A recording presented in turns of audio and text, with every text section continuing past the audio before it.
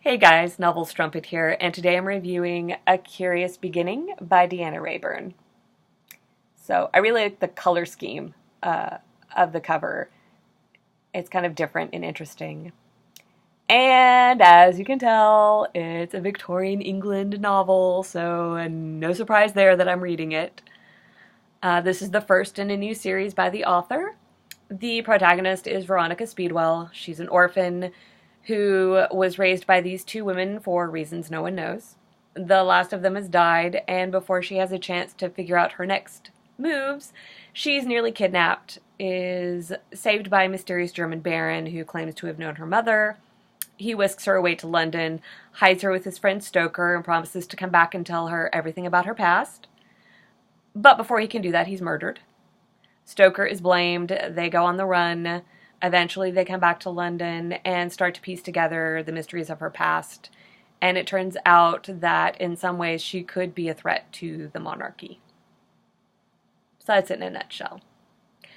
Warning, spoilers ahead. Veronica. She's an interesting character. I'm kind of Jekyll and Hyde with her. On one side, I really liked her, and on the other side, I really hate her.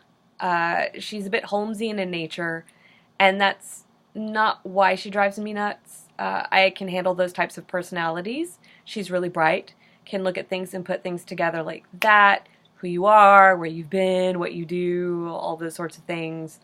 Can understand what's going on, can put the mystery together pretty quickly, but for all of that, she repeatedly refuses to believe that she is being hunted down and people want to kill her. And she keeps refuting this till basically the end. And it rang so obnoxiously false to the way that the author wrote her character that I almost stopped reading the book because it was so obnoxious. But I pushed through. Stoker is an interesting character. He's kind of unconventional and conventional Victorian gentleman. So that was kind of a fun aspect. Some of the peripheral characters that come in towards the end that are his friends are really kind of fascinating, and I hope in some of the later books we get to know more of them. The thing that I thought was really fun is that she is a lepidopterist. I think that's how you pronounce it. She studies butterflies. He's a taxidermist. So he's been, trying to put together large game for, all these Victorian gentlemen who like to go on safari and come back with, dead tigers and things, and he'll stuff them so that they can display them.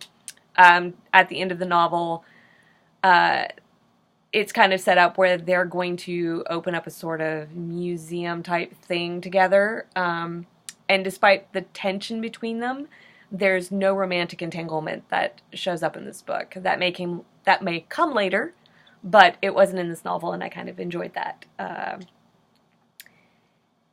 The other annoying aspect of this book is I feel like there was a plot point put in that was unnecessary. When they leave London, they go to this circus that Stoker used to be a part of, and there's a whole kind of subplot in there that I feel really took away from the novel.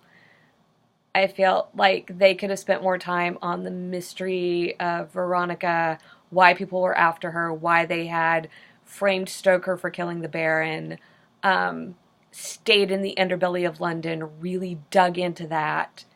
And instead, there's this whole, section that takes place elsewhere that really doesn't have anything to do, I felt, with what was going on. I think that would have been better for a later novel, and then could have been used in a better way and made more sense. Instead, it kind of took away, I feel, from this one. Again, I pushed through. So that the ending did come about a little bit too easily for me.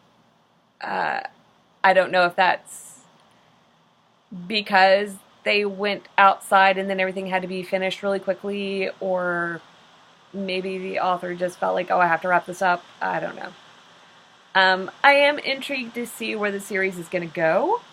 I don't know if I'm going to rush right out the moment the next one comes out to grab it, but I probably will read the next one. For all the faults, I think it was a really fascinating book. There was a lot of fun elements to it, especially some of the unconventional things, and the fact that the two of them are kind of these like museum buff type people. That was kind of fascinating to me. And like I said, the fact that they don't really wind up in a romantic entanglement, I really kind of enjoyed that aspect of it. So, it wasn't a bad read. It wasn't a great read for me. Other people may really thoroughly enjoy it and not be annoyed by the same aspects that I was annoyed by. So who knows?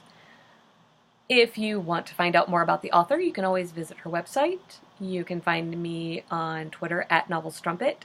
And you can read more articles and reviews on MikeTheFanboy.com and on Twitter at MikeTheFanboy, or find them on Facebook. And until next time, guys, see ya.